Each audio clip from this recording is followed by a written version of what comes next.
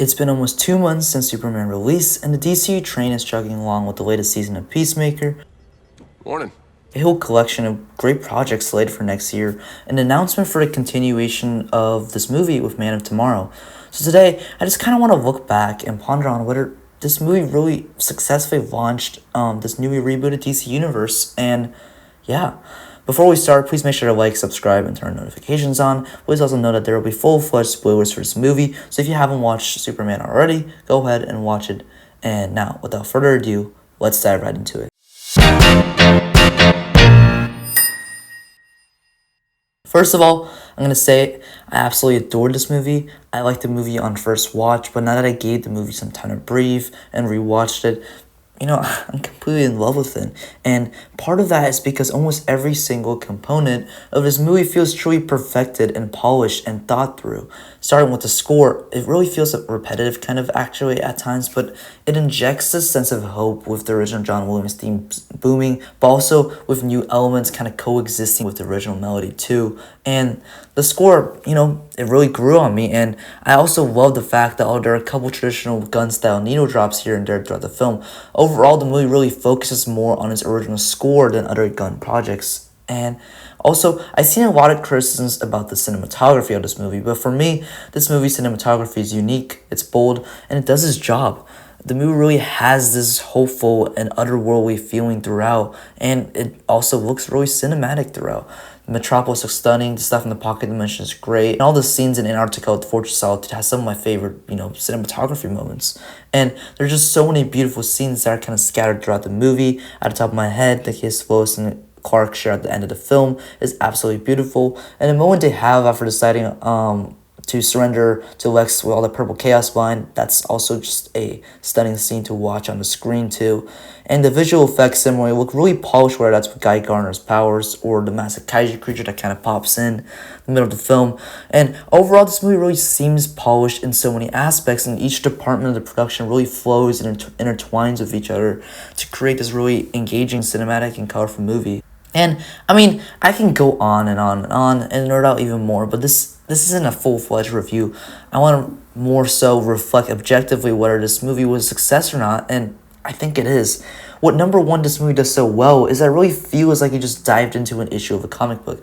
I know a lot of people has described it as that already. I know a lot of movies in the past years in the superhero landscape has been described already, but this movie really, in the best way possible, feels genuine like a comic book. The only true movies that were described as is, and I actually agree with, is the Spider-Verse movies, and now this movie. The visual language and the wacky plot devices kind of play into the movie kind of feeling a comic book, but it's just also because of its story framing, especially as we kind of get multiple iterations of popular characters like Batman or Spider-Man.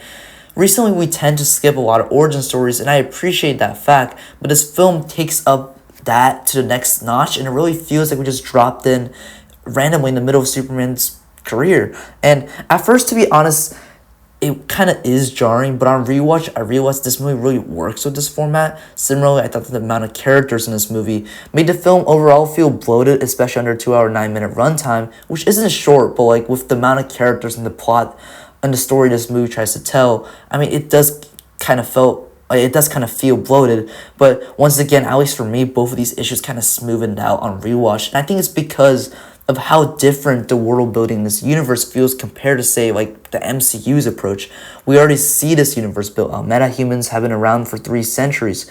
Superman has been around for a couple of years. So at first, it does seem a bit jarring, but the more and more I think about it, I just love that the fact that the audience can just jump right into this movie and see this fleshed out world right from the get-go. And it really feels like we're watching Superman's difficult but average week play out on the big screen, and his approach really feels fresh.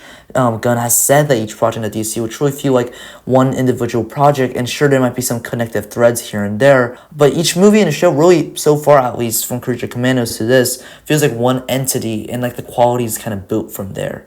And, I think the world building aspect, once again, was really smart for audience to not feel like they have homework, but also enjoy the movie. And like I said, this approach into kind of diving into this lens of 1 week of Superman's adventures really makes this movie feel unique in its format. So this movie's quality is high, and the way world building is done is really organic and unique. So what else? what else really answers the question on whether this movie was a success or not. And I think it's because of the emotions. The movie, I think, connected with the most people this year than any other movie thus far. Kindness is punk rock. That's a phrase that's been spiraling across the internet, at least for me. And that's a strong message that this movie in the end successfully told. You see all sorts of themes showcased across movies, but I don't think I've seen a theme in the movie be so resonant with the audience this much in a very long time.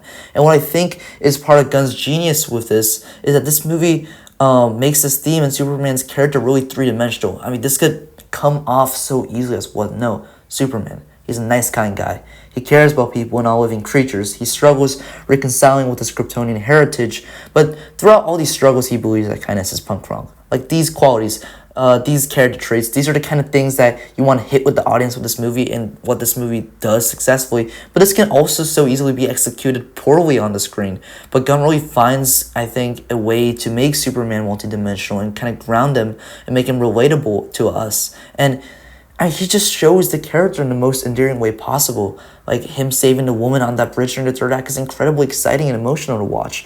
The kid in Jahar raising the flag of Superman, that's also incredibly beautiful to watch. And seeing Superman and Lois have these clashing ideals and seeing that being acted and written across a 12-minute monologue was incredibly fascinating and refreshing, especially in the landscape of superhero media right now. And it was just really fun to watch. And Gunn really finds a way to mix in so many themes, conflicts, and ideals to showcase who Superman is and to deliver a message that, once again, kindness is punk rock in the most endearing and sincere way possible.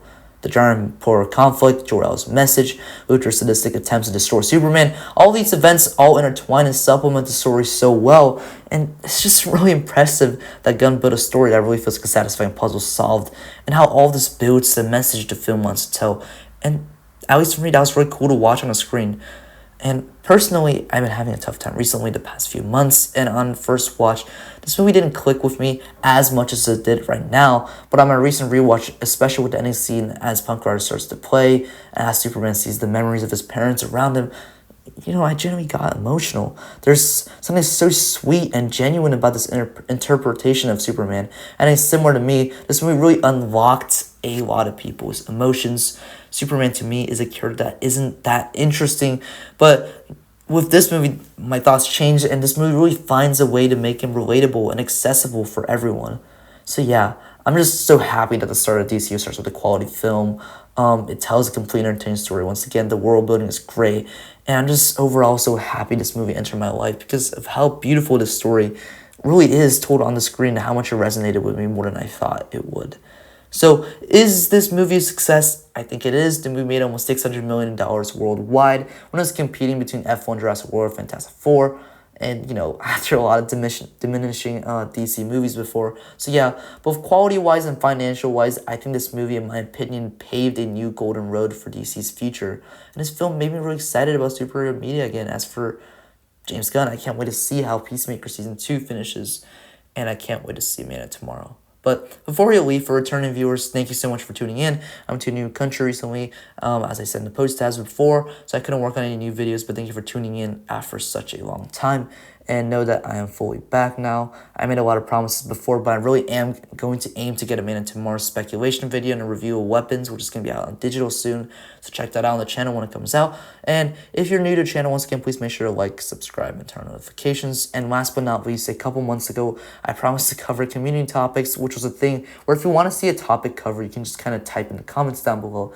And I promised to make a video out of it. And someone did comment on my Squid Game video a couple months ago, but I'm sorry I couldn't cover it because of the move. So General Munchkin Man, that's my bad.